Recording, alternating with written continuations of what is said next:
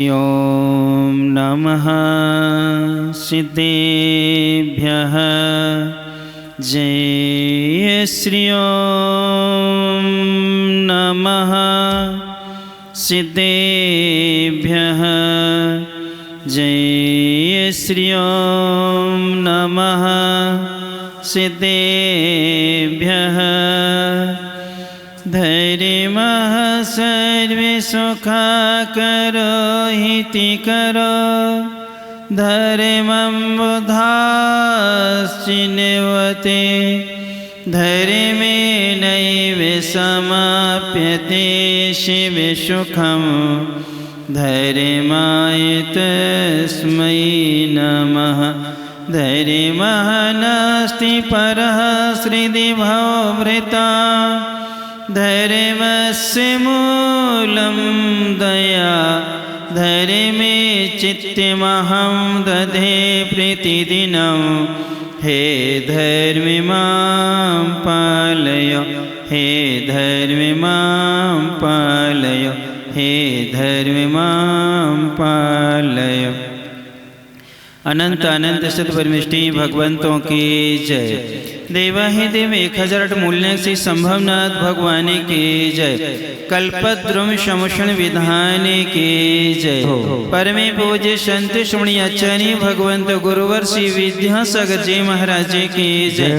परम पूज्य नवाचार्य समय सागर जी महाराज की जय। परमे पूज्य ज्येष्ठ निरापक श्रवण पूज्य मुनि सेवक सागर जी नियम सागर जी शोधासारी समतासारी समस्त निरापक मुनिराजों की जय। परमे पूज्य मुनिवर श्री अजित सागर जी महाराज की जय। पूज्य मुनि श्री निराग सागर जी महाराज की जय। 2.5 दिन में 3 कम 9 करोड़ महामुनिराजों की जय। बोलिए परम पूज्य अलग से विवेकानंद सागर जी महाराज की। तुम लोग नहीं बोलो, हम ही जय बोल देते हैं। दर्शनी बंधु, अपन सब लोग गुरु महाराज के मार्गदर्शन में रहते हैं विगत महीनों से अपने जीवन को व्यवस्थित कर रहे हैं।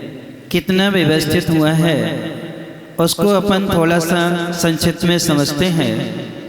प्राप्त पर्याप्त ना लगे, ये जीवन बन के समान है। क्या प्राप्त पर्याप्त न लगे, ये अनंतानुबंधी कसाय है, मिथ्यात्व का जीवन है कि हमें पुण्य के उदय से जितना मिला है वह पर्याप्त नहीं है। अधिक कमाने की हमारी जो चेष्टा बनी रहती है ये अनंतानुबंधी मिथ्यात्व का क्या है, कारण बना करता है।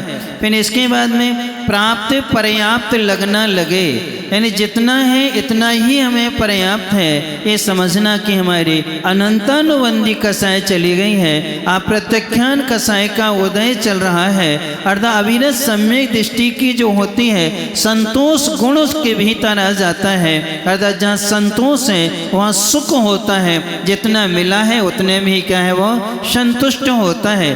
तीसरी जो हुआ करते हैं कि जो प्राप्त है उसका सदुपयोग करने लगना। अभी तो संतोष गुण था लेकिन ज़्यादा कमाना नहीं है, जितना मिला है अब हम इसको देव शास्त्र गुरु की आराधना में अर्थात तप और संयम के माध्यम से उसको क्या करेंगे, सदुपयोग करना। यानी ये प्रत्याख्यान कसाई के उदय में होता है। देश प्रति जो होता है वो प्राप्त का सदुपयोग करता है, चाहे परिग्रह हो और चाहे शरीर हो, इन सबका वो सदुपयोग करता है। अर्थात 5 अणुव्रत 3 गुणव्रत 4 शिक्षा व्रतों का पालन करते हुए अपने जीवन को व्यवस्थित कर लिया करता है। इसके बाद में चौथा है कि जो हमें प्राप्त है उसको हमने सदुपयोग करना चालू कर दिया। अब प्राप्त का पूर्णतः त्याग कर देना। क्या कर देना? पूर्णतः त्याग कर देना, यानी कि संजलन कसाय का उदय माना जाता है। उस समय वो निर्ग्रंथ श्रवण मुनि महाराज बन जाया करते हैं और अपनी आत्मा का क्या करते हैं, कल्याण करते हैं। अब आप लोगों में से 4 हो गए, प्राप्त पर्याप्त न लगे, वन के समान जीवन है। प्राप्त पर्याप्त लगने लगे, उपवन यानी वाटिका जैसा जीवन है। पर्याप्त का सदुपयोग कर लेना ये नंदन वन के समान माना जाता है, और प्राप्त का पूर्णतः त्याग कर देना ये वृंदावन माना जाता है, अर्थात सोमनस वन माना जाता है, कि जिसके माध्यम से अपने जीवन को व्यवस्थित कर लिया करते हैं।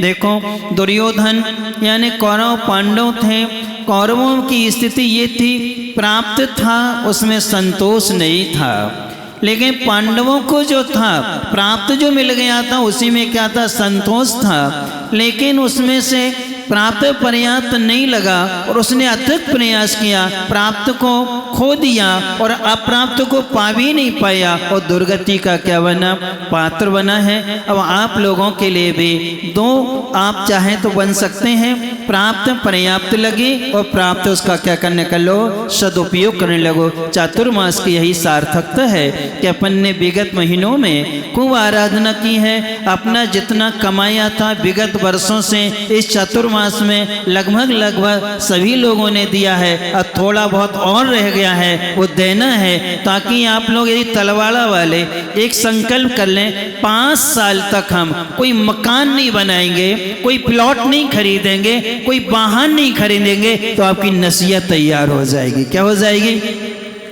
नसीहत जी क्या हो जाएगी? तैयार हो जाएगी। हमें प्लाट नहीं खरीदना है, हमें मकान नहीं बनाना है, हमें कोई वाहन नहीं खरीदना है और कोई ज्वेलरी नहीं खरीदना है, हम कोई स्वर्ण आभूषण आदि कुछ भी नहीं खरीदेंगे, सिर्फ जितना है वो सब कहाँ लगा देंगे, हम नसिया को तैयार करेंगे। 5 साल में नसिया जी क्या हो सकती है?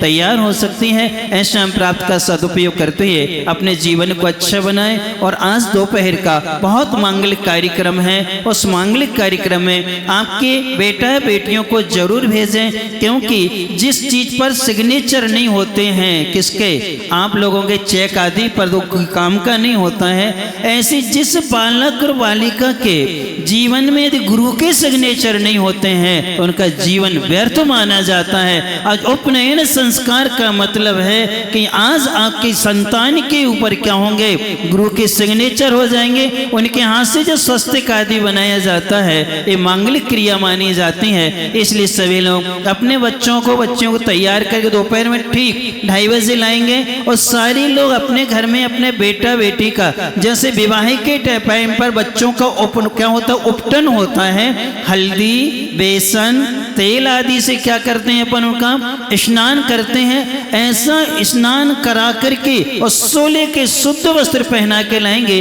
इस मैट आट भी नहीं चलाएंगे, ये हटा दी जाएगी, और व्यवस्थित बच्चे बैठ करके क्रिया करेंगे या यंत्र का अभिषेक करेंगे।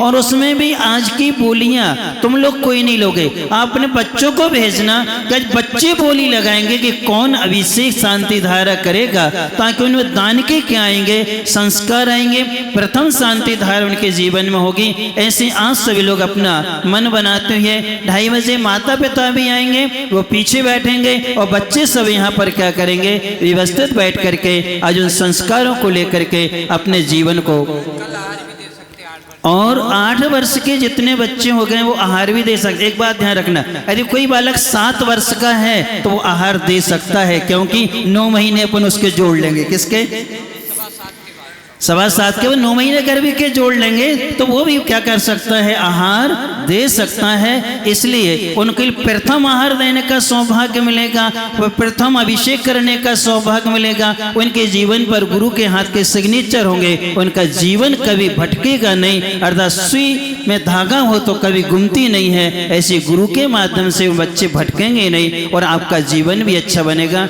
ऐसी मंगल भान वसुली परम पूज्य संत सुणी आचार्य भगवंत गुरुवर श्री विद्यासागर जी महाराज जी की जय। पूज्य मुनिवर श्री अजय श्री सागर जी महाराज जी की जय। अब हम अपनी ओर से, आप सबकी ओर से मुनिवर श्री निराक्षी महाराज के चरणों में निवेदन करते हैं कि हे मुनिवर, हम सबको मंगल आशीष दे करके उपस्थित करें कि आपने श्रावकाचार का स्वाध्याय कराया है, तो ये प्राप्त का सदुपयोग करते अनुवृत्ति श्रावक बने।